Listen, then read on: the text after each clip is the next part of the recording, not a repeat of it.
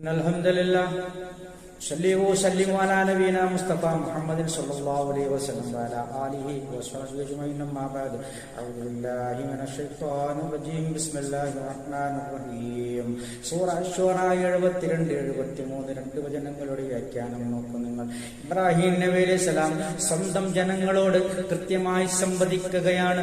അപ്പോൾ ആ ഇബ്രാഹിം നബി അലൈഹി സലാമിന്റെ ജനത പറഞ്ഞു, നഅ്ബുദു, ഞങ്ങൾ ആരാധിക്കുന്നത് അസ്നാമൻ, വിഗ്രഹങ്ങളെയാണ് അല്ലെങ്കിൽ ബിംബങ്ങളെയാണ്. അത് മാത്രമല്ല അതിന്റെ മുമ്പിൽ ഞങ്ങൾ ഭജന ഇരിക്കാറുമുണ്ട്. ഞങ്ങൾ ഒരുപാട് നേരം മണിക്കൂറുകളോളം ആ വിഗ്രഹത്തിന്റെ മുമ്പിൽ ഭജന ഇരിക്കാറുണ്ട്. കാരണം ഞങ്ങൾക്ക് വലിയ ഇഷ്ടമാണ് ഈ വിഗ്രഹങ്ങളെ എന്നാണ് അവർ ആ പറഞ്ഞതിന്റെ ധ്വനി നോക്കൂ നിങ്ങൾ. ഈ രൂപത്തിൽ വിഗ്രഹങ്ങളെ ഞങ്ങൾ ആരാധിക്കുന്നു, അതിന്റെ മുമ്പിൽ ഞങ്ങൾ ഭജനയിരിക്കുന്നു എന്ന് ഇബ്രാഹിം നബി അലൈഹി സ്വലാമിന്റെ ജനത വിശദീകരിച്ചു കൊടുക്കുകയാണ്. അതിന്റെ അടിസ്ഥാനത്തിൽ ഇബ്രാഹിം നബി അലൈഹി സ്വലാം തന്റെ ജനങ്ങളോട് കുറച്ച് ചോദ്യങ്ങൾ ഉന്നയിക്കുകയാണ്. നോക്കൂ നിങ്ങൾ. ഇബ്രാഹിം നബി അലൈഹി സ്വലാം പറഞ്ഞു, ഹൽ യസ്മഊനകും, നിങ്ങളെ ആ വിഗ്രഹങ്ങൾ കേൾക്കുമോ?